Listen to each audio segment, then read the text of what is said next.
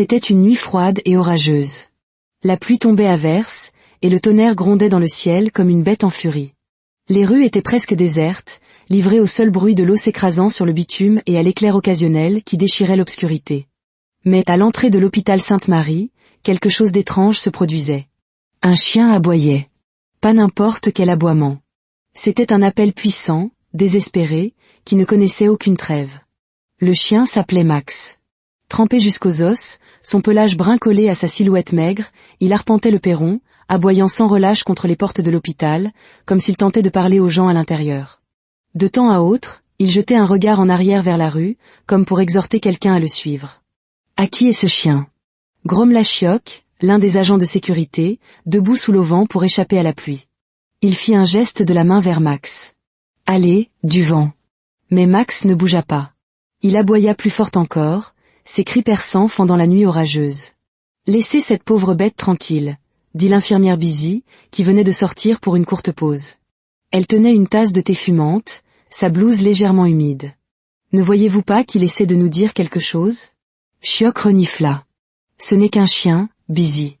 Probablement affamé, ou peut-être qu'il cherche son maître. »« Mais regardez-le », insista Busy, sa voix s'adoucissant alors qu'elle se penchait pour observer Max de plus près.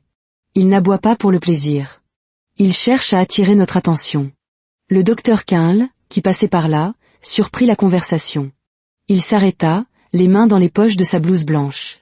C'était un homme de grande taille, aux traits fins, qui dégageait une aura de confiance tranquille. « Que se passe-t-il ici » demanda-t-il, son ton calme mais curieux. « C'est ce chien, docteur », expliqua Busy en désignant Max. « Il est là, à aboyer sans arrêt. Je pense que quelque chose ne va pas. » Quinle haussa un sourcil. « Un chien qui aboie, voilà ce qui vous empêche de retourner au travail ? Il ne fait pas qu'aboyer, » rétorqua Busy. « Il se comporte différemment. Comme s'il avait besoin de notre aide. » Quinle soupira et s'approcha de Max, qui se tourna immédiatement pour le regarder. Les grands yeux suppliants du chien semblaient dire « S'il vous plaît, suivez-moi ». Un instant, Quinle ressentit une étrange pointe de culpabilité. Il avait toujours été un homme de logique, le genre de personne qui avait besoin de preuves tangibles avant de croire quoi que ce soit. Mais il y avait quelque chose chez ce chien qui le fit hésiter. « Très bien », dit Quinle, plus pour lui-même que pour les autres. « Voyons de quoi il s'agit. Vous allez vraiment suivre un chien ?» demanda Chioc, le ton rempli d'incrédulité. Quinle haussa les épaules. « Si ça peut le faire taire, pourquoi pas ?» Le visage de Busy s'illumina de soulagement. « Je viens avec vous », dit-elle en posant son thé. « J'ai le sentiment que c'est important. » Quinle prit une lampe de poche au bureau de la sécurité, et tous trois, Quinle, Busy et un Chioc réticents s'avancèrent sous la pluie battante. Max s'élança aussitôt, s'arrêtant toutes les quelques secondes pour s'assurer qu'il le suivait. Les rues étaient sombres, éclairées seulement par le scintillement occasionnel d'un lampadaire. La pluie rendait tout glissant, et Busy dut s'accrocher au bras de Quinle pour ne pas tomber. « J'espère que ce n'est pas une perte de temps », marmonna Chioc tandis qu'ils avançaient péniblement. « J'aurais pu être à l'intérieur, au chaud et au sec. » « Continuez d'avancer », dit Quinle, les yeux fixés sur Max. Le chien se déplaçait rapidement, mais ne s'éloignait jamais trop, se retournant toujours pour aboyer et vérifier qu'ils étaient bien là. Après ce qui parut une éternité, Max les mena à une petite maison modeste au bout d'une rue tranquille. La lumière d'une seule fenêtre vacillait faiblement, mais tout le reste était immobile. « C'est ici ?» demanda Quinle, éclairant la maison avec sa lampe. Max aboya 2 fois et courut vers la porte d'entrée, la grattant frénétiquement. « Vous croyez qu'il y a quelqu'un à l'intérieur » chuchota Busy, sa voix à peine audible par-dessus la pluie. « Il n'y a qu'une seule façon de le savoir » répondit Quinle. Il monta sur le porche et frappa à la porte. « Bonsoir. Il y a quelqu'un » appela-t-il. Pas de réponse. « Peut-être qu'il dorme » suggéra Chioc, sans grande conviction. Quinle frappa de nouveau, plus fort cette fois. « S'il y a quelqu'un, ouvrez la porte s'il vous plaît. Nous sommes là pour aider. » Toujours rien. Max aboya encore, plus fort et plus désespéré que jamais. Il gratta la porte avec une telle force que ses griffes laissèrent des marques sur le bois. Quinle échangea un regard avec Busy. « Je défonce la porte », dit-il fermement. « Si quelqu'un est blessé à l'intérieur, nous n'avons pas de temps à perdre. » Chioc gémit. « Ça, ce sera retenu sur votre salaire, pas le mien. » Quinle l'ignora et se positionna devant la porte. D'un seul coup de pied puissant, La porte céda, révélant un salon faiblement éclairé. Une odeur d'humidité et quelque chose de faiblement métallique emplit leurs narines. « Bonsoir » appela Busy en entrant. C'est alors qu'ils la virent. Une femme gisait sur le sol, le visage blême, sa respiration à peine perceptible. Elle semblait sans vie, son corps inerte et ses yeux clos. Max courut à ses côtés, gémissant doucement en la poussant du museau. « Oh mon Dieu !» haleta Busy en se précipitant. Elle respire à peine. Kyle était déjà à ses côtés, vérifiant son pouls. Elle est en vie, mais de justesse. Il faut l'emmener à l'hôpital, tout de suite. « Qui est-ce » demanda Chioc, bien qu'il fût clair que personne n'avait la réponse. « Quelle importance » lança Kyle. « Aidez-moi à la soulever. » Avec l'aide réticente de Chioc, ils transportèrent la femme sous la pluie. Max suivait de près, la queue battant légèrement, comme s'il savait qu'il la sauvait. Le trajet de retour à l'hôpital fut tendu. Busy ne cessait de jeter des coups d'œil à la femme inconsciente, le cœur battant d'inquiétude. « Vous croyez qu'elle s'en sortira » demanda-t-elle à Kyle. « Elle s'en sortira » dit Kyle, bien que sa voix manquât de certitude. « Il faut juste agir vite. » À leur arrivée à l'hôpital, une équipe d'infirmières et de médecins se mit en action, emmenant la femme en salle d'urgence. Max tenta de suivre, mais Chioc le retint. « Tu en as assez fait, mon garçon » dit-il d'un ton bourru, mais avec une pointe d'admiration dans la voix. Max s'assit près de l'entrée, les yeux fixés sur les portes qui se refermaient derrière le brancard. Pour la première fois cette nuit-là, il était silencieux. Ce fut le début d'une nuit que personne à l'hôpital Sainte-Marie n'oublierait jamais. Le chien qui n'arrêtait pas d'aboyer les avait conduits à quelque chose de bien plus grand que ce qu'aucun d'eux n'aurait pu imaginer. Et tandis qu'ils travaillaient sans relâche pour sauver la mystérieuse femme, une question persistait dans l'esprit de chacun. Qui était-elle, et pourquoi son chien avait-il déployé de tels efforts pour la sauver ? L'hôpital était maintenant silencieux, à l'exception des pas occasionnels des infirmières et du faible bip des machines. Kémy reposait sur un lit d'hôpital, pâle et immobile, un masque à oxygène sur le visage. Devant la chambre, Max était assis dans la salle d'attente, les oreilles dressées à chaque passage. Il ne voulait pas bouger, même lorsque l'agent de sécurité essaya de le chasser. C'était comme s'il savait que sa mission n'était pas encore terminée.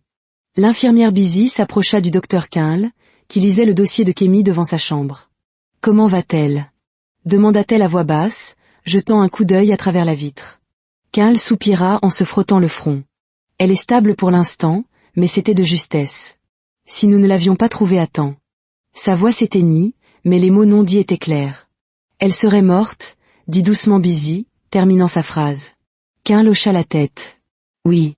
Heureusement que ce chien nous a menés à elle. » Busy jeta un regard vers Max, qui était maintenant couché sur le sol froid, les yeux fixés sur la porte de la chambre de Kémy. « Il n'est pas seulement chanceux, » dit-elle. « Il est incroyable. » Il savait que quelque chose n'allait pas. Combien de chiens feraient ça ? Kyle ne répondit pas immédiatement. Il fixait Max, ses pensées tournant dans son esprit. Finalement, il dit, on se demande à quel point leur lien doit être fort. Le lendemain matin, la pluie avait cessé et le soleil filtrait à travers les fenêtres de l'hôpital. Kémy ne s'était toujours pas réveillée, mais son état s'était amélioré. L'infirmière Busy était assise à son chevet, lui tenant la main. « Vous devez être une battante », dit doucement Busy, comme si elle se parlait à elle-même. « Tenir le coup comme ça, sans personne pour vous aider à part votre chien. Vous êtes plus forte que vous n'en avez l'air. » Dehors, les oreilles de Max se dressèrent et il poussa un léger gémissement, comme s'il pouvait sentir les paroles de Busy. Un médecin s'arrêta pour regarder le chien. « Il est toujours là ?» demanda-t-il, surpris. « Oui », répondit Busy avec un léger sourire. « Il ne veut pas la quitter. » Le médecin secoua la tête. « Voilà ce qu'on appelle de la loyauté. » Kyle les rejoignit quelques minutes plus tard, une tasse de café à la main. Il prit une gorgée et s'adossa au mur. « Un changement ?» demanda-t-il. Busy secoua la tête. « Pas encore. Mais ses signes vitaux sont stables. Je pense qu'elle se bat pour revenir. » Kyle jeta un regard à Kémy, l'air pensif. « Je me demande quelle est son histoire, » dit-il. « Une jeune femme, vivant toute seule, sans famille. Juste son chien. » Busy hésita avant de demander, « Pensez-vous que quelqu'un viendra la chercher ? Des amis, de la famille ?» Kyle haussa les épaules. « Nous essaierons de le savoir. Mais pour l'instant, il nous suffit d'attendre. » L'histoire de Kémy et Max avait commencé des années auparavant, dans un quartier tranquille de Lagos. À l'époque, Kémy était une jeune femme brillante et joyeuse, pleine de rêves.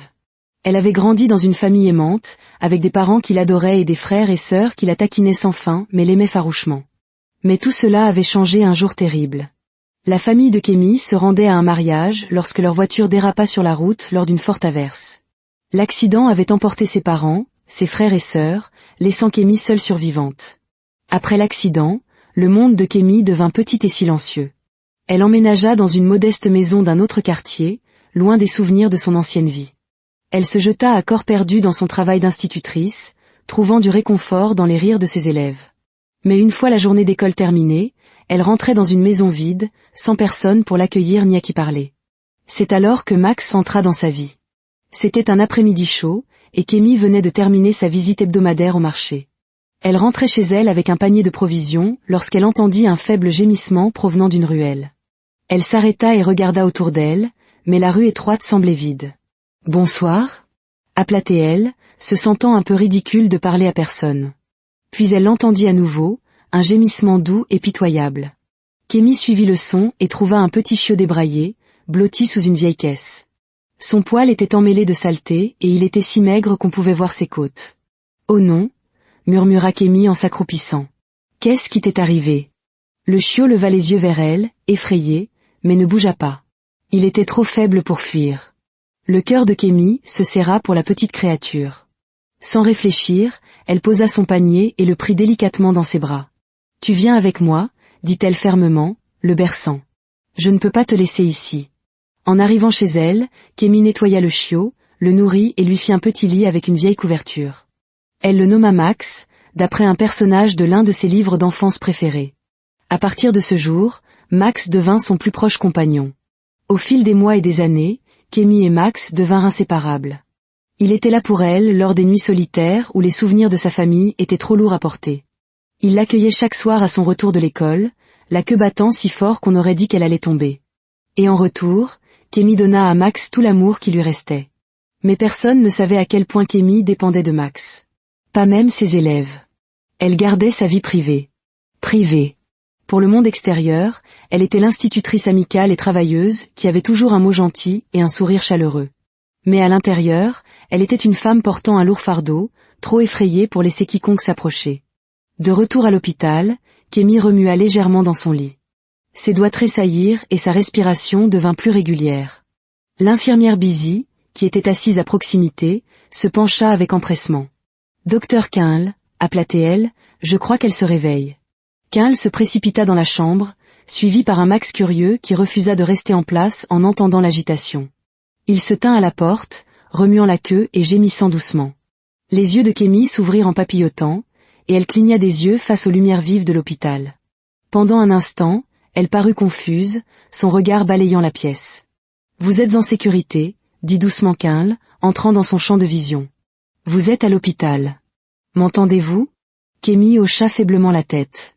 Sa voix était à peine un murmure lorsqu'elle demanda « Qu'est-ce qui s'est passé ?»« Vous étiez inconsciente » expliqua Busy. « Nous vous avons trouvé chez vous.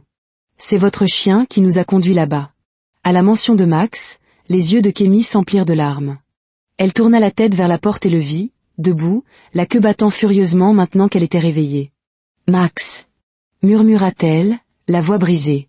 Quinl fit signe au chien d'entrer. Max bondit vers le chevet de Kémy, posant délicatement ses pattes avant sur le bord du lit. Il lui lécha la main, gémissant comme pour dire « Je suis là, tu vas bien maintenant ».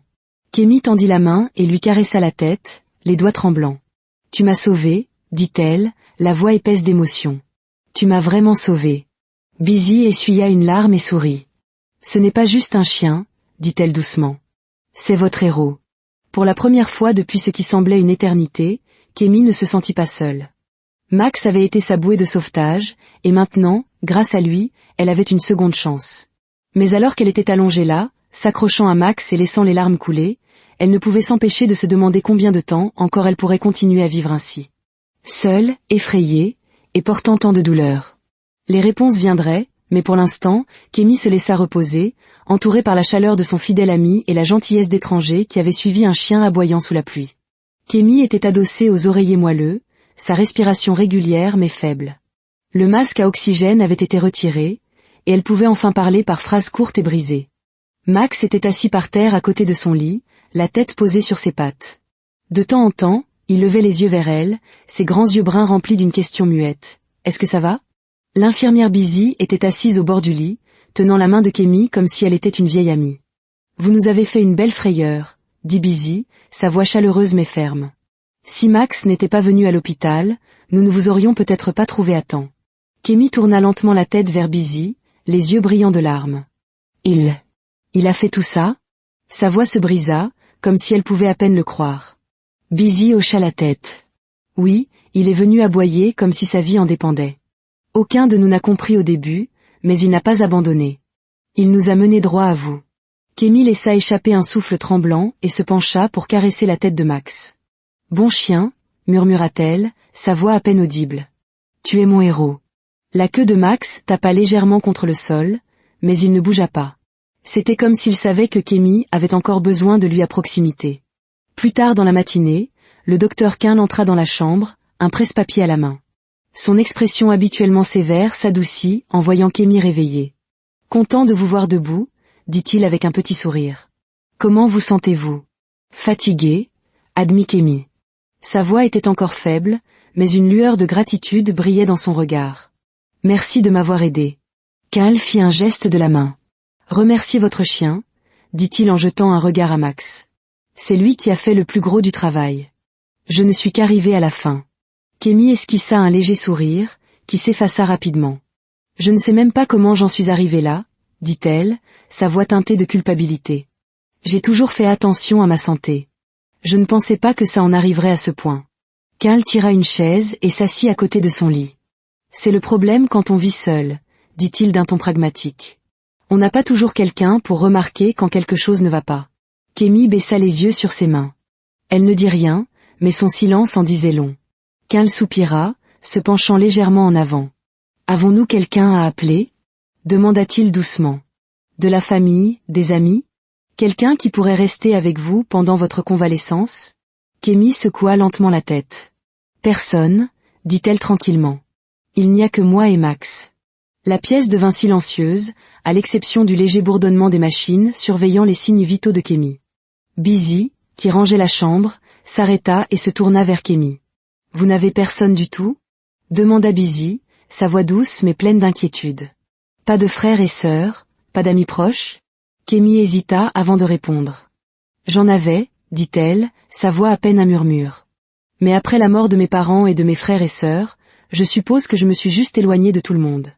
C'était plus facile comme ça. » Quinn échangea un regard avec Busy, qui semblait vouloir dire quelque chose mais ne savait pas comment. Finalement, Quinn prit la parole. « Je comprends ça, » dit-il, sa voix posée. « Parfois, il semble plus facile d'être seul. Personne ne peut vous blesser si vous ne les laissez pas s'approcher, n'est-ce pas ?» Kémy le regarda, surprise. « Exactement, » dit-elle, la voix tremblante. « Mais alors ? C'est si solitaire. » Quinn hocha la tête, s'adossant à sa chaise. « La solitude s'insinue en vous, » dit-il. « Et avant que vous ne vous en rendiez compte, c'est comme un poids dont vous ne pouvez pas vous défaire. Mais repousser les gens ne la fait pas disparaître. Croyez-moi, je sais de quoi je parle. » Un instant, Kémy ne sut que dire.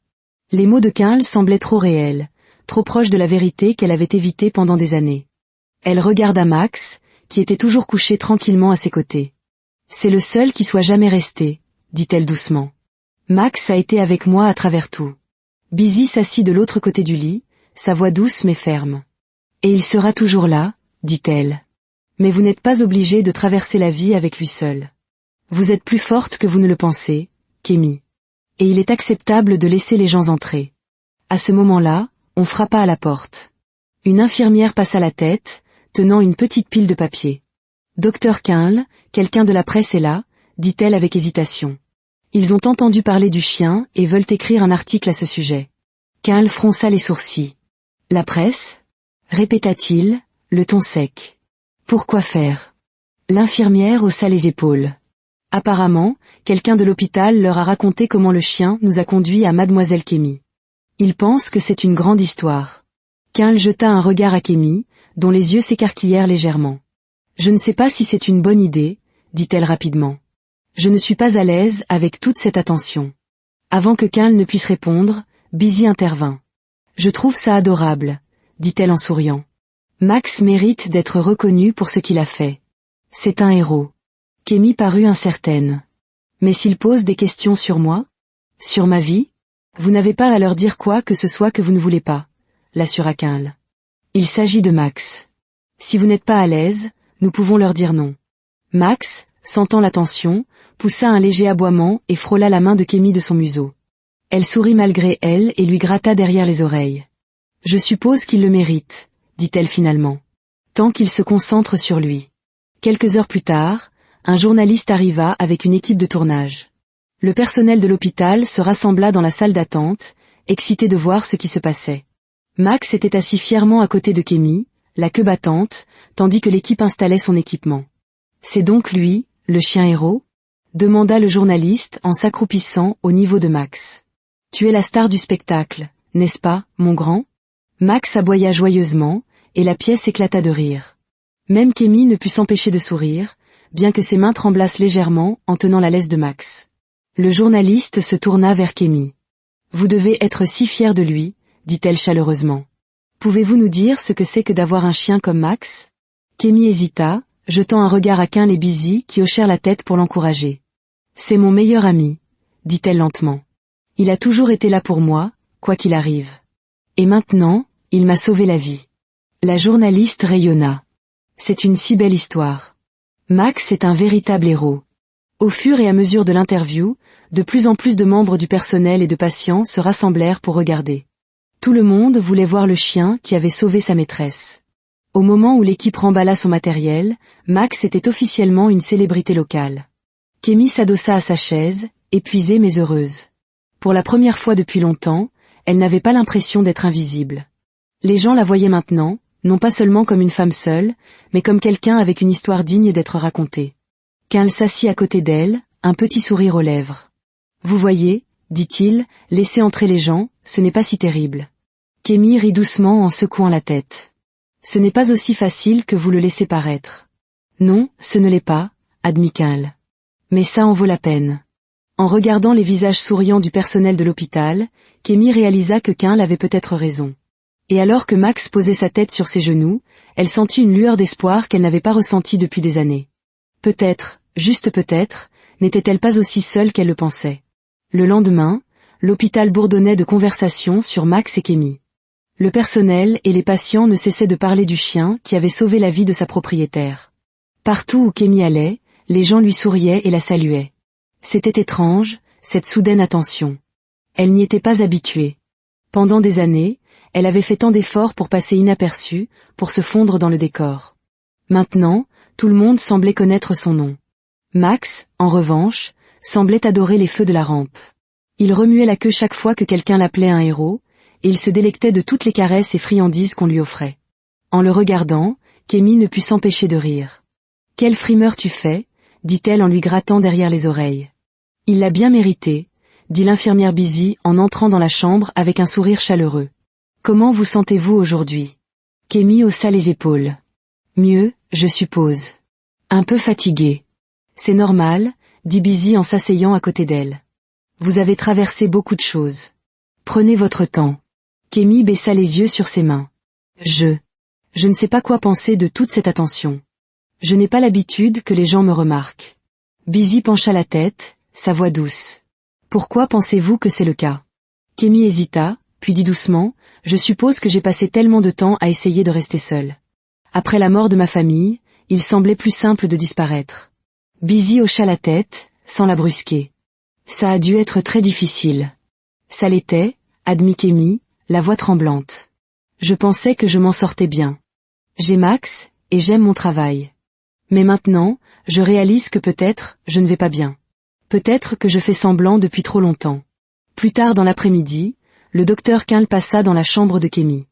Il tenait un petit carnet et un stylo, et son expression habituellement sérieuse était adoucie par quelque chose qui ressemblait presque à de la curiosité. « Vous avez beaucoup de visiteurs, » dit-il en jetant un coup d'œil à Max, étendu sur le sol. « Votre chien est devenu une véritable célébrité. » Kémy sourit faiblement. « Il le mérite. C'est la seule raison pour laquelle je suis encore là. » Kyle tira une chaise. « Vous savez, dit-il en ouvrant son carnet, j'ai beaucoup pensé aux gens comme vous. Des gens qui vivent seuls, qui n'ont personne pour veiller sur eux quand quelque chose ne va pas. Kémy fronça légèrement les sourcils. Que voulez-vous dire, des gens comme moi? Je veux dire des gens qui sont passés entre les mailles du filet, expliqua Kyle. Vous n'êtes pas la seule. Il y a tellement de gens isolés, qui n'ont pas de famille ou d'amis proches. C'est quelque chose que nous voyons tout le temps dans les hôpitaux. Des patients qui arrivent seuls, sans personne à appeler. Kémy baissa les yeux sur Max, ses doigts effleurant son pelage. Je n'y avais jamais pensé comme ça. Je supposais juste que c'était normal. Kyle secoua la tête. Ce ne l'est pas. Et ce n'est pas votre faute non plus. Mais c'est quelque chose dont nous devons parler.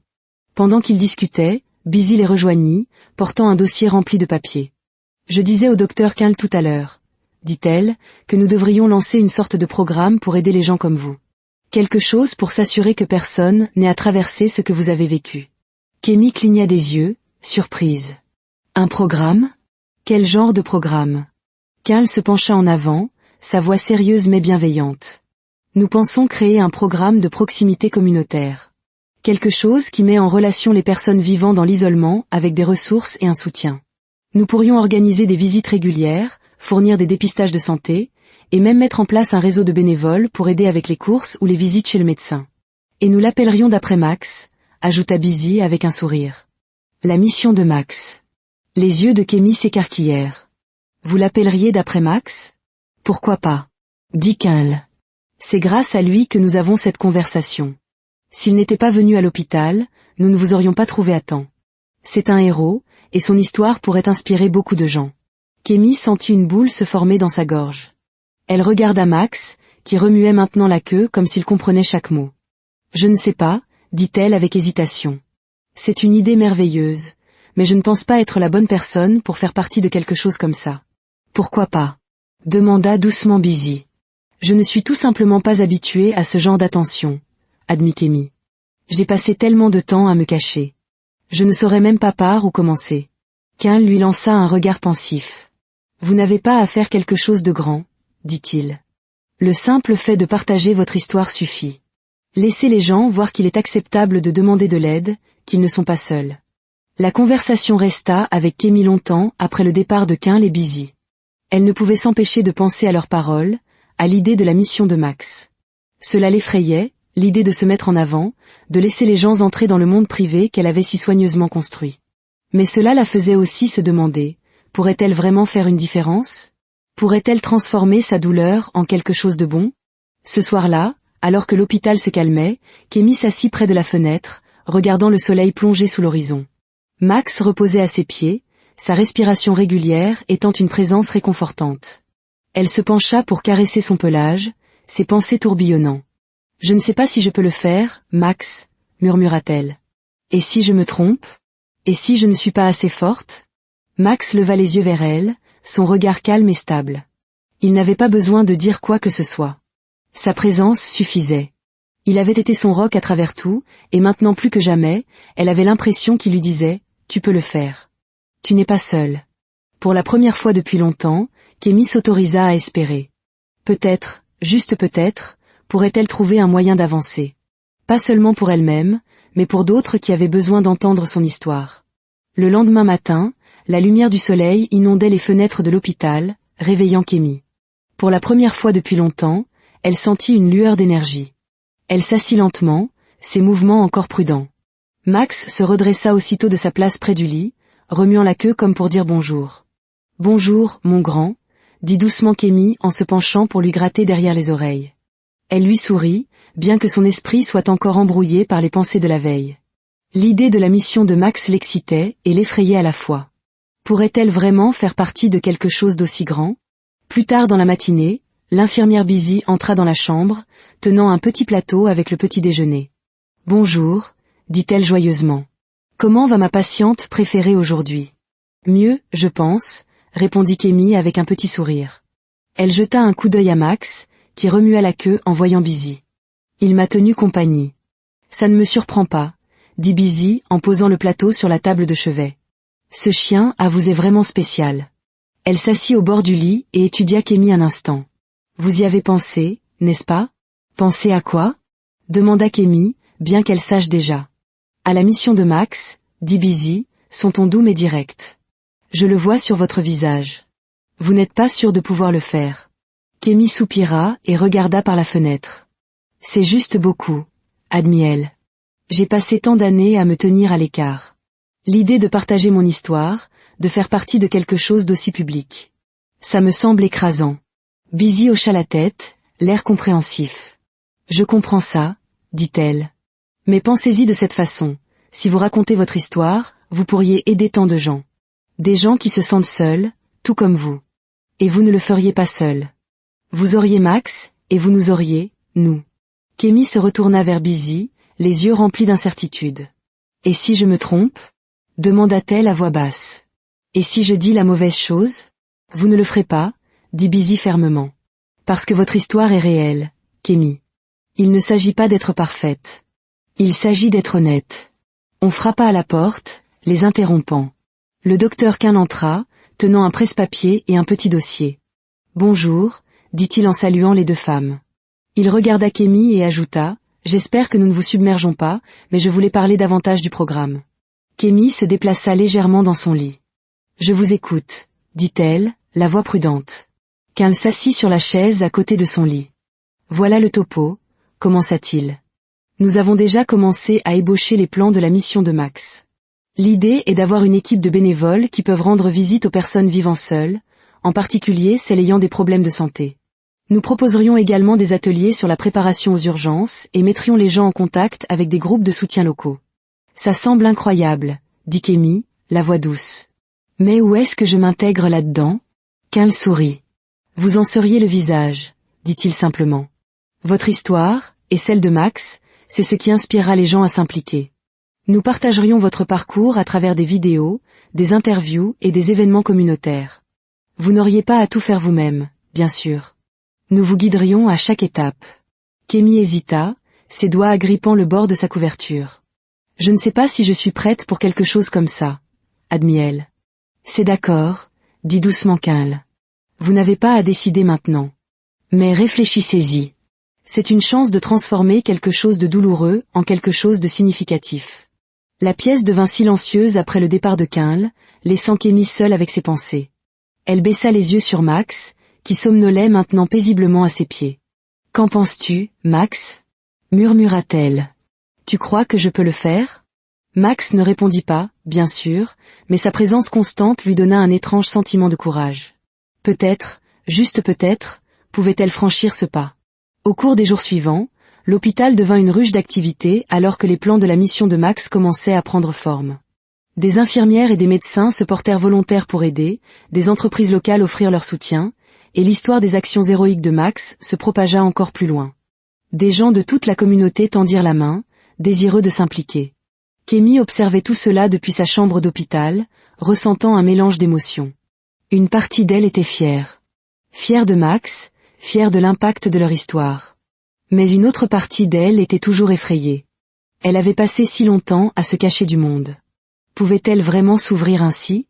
Un soir, Busy amena Kémy dans la petite salle de réunion de l'hôpital, où un groupe de bénévoles s'était rassemblé pour discuter du programme. La pièce était chaleureuse et animée, remplie du bourdonnement des conversations et de l'odeur du café fraîchement préparé. Max marchait à côté de Kémy, la queue battante, saluant tout le monde. « Voici Kémy », annonça Busy en entrant. « Et voici, bien sûr, Max. » La salle éclata en applaudissements, et Kémy sentit ses joues rougir. Elle n'avait pas l'habitude d'être le centre de l'attention, mais les sourires chaleureux et les mots gentils la mirent un peu plus à l'aise. Une des bénévoles, une femme d'âge mûr nommée Tantioma, s'avança et serra la main de Kémy. « Merci de partager votre histoire, » dit-elle sincèrement. « Vous avez donné de l'espoir à des gens comme moi. »« De l'espoir » répéta Kémy, surprise. « Oui, » dit Tantioma. « Je vis seule aussi. Mes enfants sont grands et vivent loin, et il y a des jours où j'ai l'impression que le monde m'a oublié. Entendre parler de vous et de Max m'a rappelé que je ne suis pas seule. » Le cœur de Kémy se gonfla aux mots de la femme. Elle n'avait jamais pensé que son histoire pourrait apporter du réconfort aux autres. Mais maintenant, elle commençait à la voir sous un nouveau jour. Au fur et à mesure de la réunion, Kémy se surprit à prendre la parole plus que prévu. Elle partagea ses idées sur la manière d'atteindre les personnes dans le besoin, s'inspirant de ses propres expériences d'isolement. Chaque fois qu'elle parlait, La salle devenait silencieuse, et elle pouvait voir que les gens écoutaient, vraiment. À la fin de la réunion, Kémy ressentit un étrange sentiment d'accomplissement. Pour la première fois depuis des années, elle avait l'impression de faire partie de quelque chose de plus grand qu'elle-même. Cette nuit-là, allongée dans son lit, Kémy regarda Max, qui était blotti par terre à côté d'elle. « Tu as tout changé, » dit-elle doucement. « Grâce à toi, je commence à croire en moi à nouveau. » Max remua la queue, la faisant taper contre le sol. Kémy rit doucement et se pencha pour lui caresser le poil. Pour la première fois depuis longtemps, elle sentit une étincelle d'espoir. Peut-être, juste peut-être, pouvait-elle transformer sa douleur en quelque chose de significatif, pas seulement pour elle-même, mais pour d'autres qui en avaient besoin aussi. Les semaines suivantes furent un tourbillon pour Kémy. Après avoir quitté l'hôpital, elle fut accueillie par un mélange d'excitation et de nervosité. Les gens de la communauté l'arrêtaient dans la rue pour parler de Max, le qualifiant de héros et la remerciant d'avoir partagé son histoire. C'était écrasant, mais d'une certaine manière, c'était agréable. Pour la première fois depuis des années, Kémy se sentait vue. À la maison, Max s'adapta rapidement à leur nouvelle routine. Il semblait apprécier l'attention autant que Kémy, accueillant les visiteurs avec sa queue battante et ses grands yeux pleins d'âme. La mission de Max avait été officiellement lancée, et Kémy avait accepté d'en être le visage. Elle avait donné des interviews, assisté à des réunions et même pris la parole lors d'un événement communautaire. Mais le plus grand défi était encore à venir, un grand événement de collecte de fonds où Kémy devait parler devant des centaines de personnes. Cette pensée lui nouait l'estomac. Quelques jours avant l'événement, Kémy était assise sur le sol de son salon avec Max à ses côtés. Elle fixait le discours qu'elle avait écrit, les mots se brouillant sur la page. « Je ne sais pas si je peux le faire, Max, » dit-elle, sa voix à peine un murmure. « Et si je me trompe ? Et si je me fige devant tout le monde ?» Max leva les yeux vers elle avec ce regard constant et réconfortant. Il lui donna un léger coup de museau sur la main, comme pour dire « Tu peux le faire. Je suis là. » Kémy soupira, posant le papier. « Tu crois toujours en moi, n'est-ce pas ?» murmura-t-elle en lui grattant derrière les oreilles. « Il est peut-être temps que je commence à croire en moi aussi. » La nuit de la collecte de fonds arriva, et la salle était comble. La pièce bourdonnait d'énergie alors que les gens se mêlaient, discutant avec enthousiasme de la mission de Max. La scène était installée avec un pupitre et une grande bannière sur laquelle on pouvait lire « La mission de Max, tisser des liens, sauver des vies ». Kémy se tenait en coulisses, les mains tremblantes en serrant son discours. L'infirmière Busy et le docteur Quinl étaient là, lui offrant des mots d'encouragement. « Tu vas y arriver, Kémy », dit Busy en posant une main rassurante sur son épaule. « Parle simplement avec ton cœur. Les gens sont ici parce qu'ils croient en toi et en Max. » Quinl hocha la tête. « Souviens-toi, il ne s'agit pas d'être parfaite, dit-il. Il s'agit d'être vrai. » Kémy prit une profonde inspiration et hocha la tête. Elle baissa les yeux sur Max, qui était assis calmement à ses pieds. « D'accord, » dit-elle doucement. « Allons-y. » Alors que Kémy montait sur scène, la salle se tut. Des centaines de regards étaient fixés sur elle, et pendant un instant, elle eut l'impression de ne plus pouvoir respirer. Mais ensuite, elle jeta un coup d'œil à Max, qui était assis fièrement à ses côtés, et la peur s'évanouit. « Bonsoir », commença Kémy, la voix légèrement tremblante. « Je m'appelle Kémy, et voici Max. » Le public éclata en applaudissements, et Kémy ne put s'empêcher de sourire. Elle attendit que le calme revienne avant de continuer. « Il y a quelques semaines, j'étais dans une période très sombre. Je vivais seule, et je pensais que tout allait bien. Mais la vérité, c'est que j'étais seule.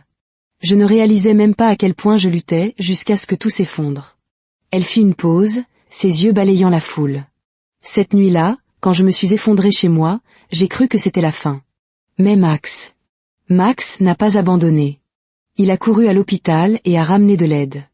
Il m'a sauvé la vie. » La salle était silencieuse maintenant, tout le monde suspendu à ses lèvres. « Max m'a appris quelque chose d'important, » dit Kémy, sa voix maintenant assurée. « Il m'a montré qu'il est permis de demander de l'aide, qu'aucun d'entre nous n'est destiné à traverser la vie seul.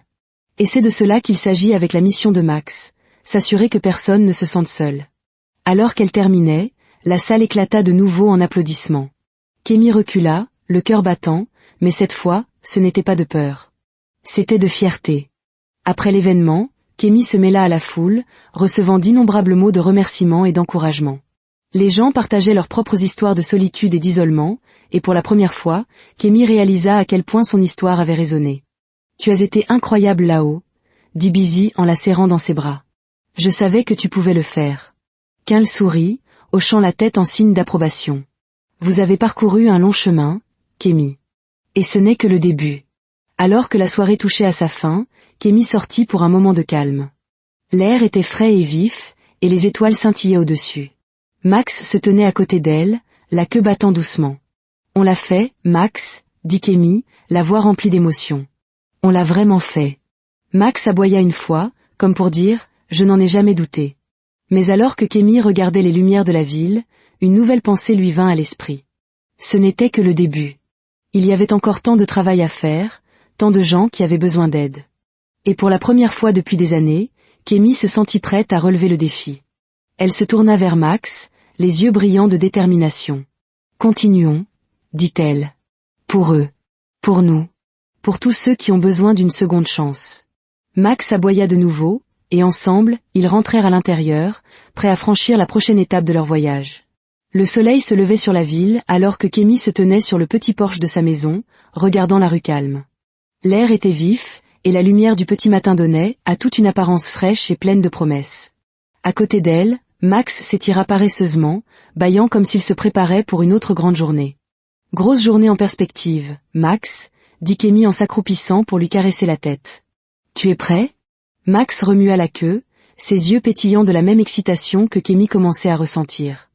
Aujourd'hui, c'était le lancement du premier événement d'adoption officiel de la mission de Max, une pierre angulaire du programme de sensibilisation communautaire. Kémy avait aidé à le planifier de A à Z, et elle allait de nouveau parler devant une foule. Mais cette fois, les nerfs n'étaient pas aussi écrasantes. Cette fois, elle se sentait prête. Quelques heures plus tard, l'événement battait son plein dans un parc local. Des bannières colorées avec les mots « La mission de Max », tisser des liens, sauver des vies, étaient accrochées aux arbres, et des tables étaient installées avec des informations sur le programme. Des familles déambulaient, certaines avec leurs propres chiens, tandis que des bénévoles distribuaient des dépliants et parlaient de l'importance de la communauté. Kémy arriva avec Max, qui devint immédiatement le centre de l'attention. Les enfants coururent vers lui pour le caresser, gloussant alors qu'il remuait la queue et leur léchait les mains. « Il est si gentil !» s'exclama une petite fille, les yeux écarquillés d'admiration. « Il l'est vraiment !» dit Kémy en souriant chaleureusement. « Et c'est grâce à lui que nous sommes tous ici aujourd'hui. » Au fur et à mesure de l'événement, Kémy se mêla à la foule, répondant aux questions et partageant son histoire. Chaque fois qu'elle parlait, elle pouvait voir à quel point cela résonnait avec les gens. Certains partageaient leur propre lutte avec la solitude ou des histoires sur la façon dont leurs animaux de compagnie avaient changé leur vie. C'était humble, mais aussi profondément inspirant. Mais le point culminant de l'événement était encore à venir. Une scène avait été installée pour le discours de Kémy, et un refuge pour animaux local avait amené plusieurs chiens ayant besoin d'être adoptés. L'espoir était que le partage de l'histoire de Max inspirerait les gens à ouvrir leur foyer à ces animaux. À l'approche de l'heure de son discours, Kémy se retrouva de nouveau en coulisses, prenant un moment pour rassembler ses pensées. Max était assis calmement à côté d'elle, sa présence constante lui donnant le courage dont elle avait besoin. « Tu as été avec moi à travers tout », dit doucement Kémy en lui grattant derrière les oreilles. « Je ne serais pas là sans toi. » Max remua la queue, ses yeux remplis de cette même compréhension muette qu'il semblait toujours avoir. Quand Kémy monta sur scène, la foule éclata en applaudissements. Elle salua timidement, puis prit une profonde inspiration avant de parler dans le microphone. « Bonjour à tous », commença-t-elle, la voix posée. « Merci beaucoup d'être ici aujourd'hui. Cet événement est plus que la simple recherche de foyer pour ces merveilleux chiens. Il s'agit de tisser des liens, non seulement avec nos animaux de compagnie, mais les uns avec les autres. » Elle fit une pause, jetant un coup d'œil à Max, qui était assis fièrement à ses côtés. « Il y a quelques mois, je vivais dans l'isolement. Je pensais que tout allait bien, mais quand je me suis effondrée chez moi, c'est Max qui m'a sauvée. Il a couru à l'hôpital, aboyant jusqu'à ce que quelqu'un le suive. Il n'a pas abandonné, et grâce à lui, je suis ici aujourd'hui. » La foule était silencieuse, suspendue à ses lèvres. « Max m'a appris que nous ne sommes jamais vraiment seuls, » continua Kémy. « Et c'est de cela qu'il s'agit avec la mission de Max, s'assurer que personne ne se sente oublié, que personne ne se sente invisible. Il s'agit de créer une communauté où nous veillons les uns sur les autres. » Sa voix se fit plus forte en ajoutant « Alors aujourd'hui, je vous mets au défi de faire ce premier pas. Que ce soit en adoptant un animal, en donnant de votre temps, ou simplement en prenant des nouvelles de quelqu'un qui pourrait avoir besoin d'un ami. Faisons une différence, ensemble. » Le public éclata en applaudissements alors que Kémy reculait, le cœur battant. Elle baissa les yeux sur Max, qui remua la queue et aboya une fois, comme pour dire « Tu l'as fait ». Le reste de l'événement fut un tourbillon d'activités. Plusieurs chiens furent adoptés ce jour-là, chacun trouvant un nouveau foyer et une nouvelle chance dans la vie. Kémy ne put s'empêcher de ressentir une bouffée de fierté en regardant les familles repartir avec leurs nouveaux compagnons à quatre pattes. Mais alors que l'événement touchait à sa fin, quelque chose d'inattendu se produisit. Un homme s'approcha de Kémy, tenant un petit chiot débraillé dans ses bras. Son visage était marqué par l'inquiétude, et ses vêtements étaient usés et légèrement sales. « Excusez-moi, dit-il avec hésitation. C'est vous qui avez lancé la mission de Max ? Oui, dit Kémy, sa voix bienveillante. Je peux vous aider ? L'homme hocha la tête, sa prise se resserrant sur le chiot. J'ai trouvé ce petit dans une ruelle il y a quelques jours, dit-il. Il était affamé et effrayé. Je l'ai nourri, mais je ne peux pas le garder. Je n'en ai pas les moyens. J'ai entendu parler de cet événement et j'ai pensé que... Peut-être que vous pourriez aider. Kémy regarda le chiot, son cœur se serrant à la vue de sa silhouette maigre et de ses yeux effrayés. Elle tendit doucement la main, et le chiot renifla sa main avant de la lécher. « Nous allons nous occuper de lui, » dit Kémy fermement. « Merci de l'avoir amené ici. » Les yeux de l'homme s'emplirent de soulagement. « Merci, » dit-il doucement. « Ce que vous faites est vraiment bien. » Alors que l'homme s'éloignait, Kémy serra le chiot contre elle, sentant son petit corps trembler. Elle baissa les yeux sur Max, qui semblait sentir la peur du chiot. Il remua la queue et poussa doucement le petit, comme pour dire « Tu es en sécurité maintenant. » Kémy sourit, le cœur plein. « Bienvenue dans la famille », murmura-t-elle au chiot. Ce soir-là, alors que Kémy était assise sur son porche avec Max et le nouveau chiot, elle ressentit un sentiment de paix qu'elle n'avait pas connu depuis des années. Le chemin avait été difficile, et il y avait encore tant de travail à faire, mais pour la première fois, elle se sentait vraiment connectée. À Max, à sa communauté, et à elle-même. « Ce n'est que le début, Max, » dit-elle doucement en regardant les étoiles. « Nous avons encore tellement de choses à faire. » Max aboya une fois, et le chiot poussa un petit jappement, comme s'ils étaient tous deux d'accord. Et alors que la nuit s'installait autour d'eux, Kémy sut une chose avec certitude. Ils étaient prêts pour tout ce qui allait suivre.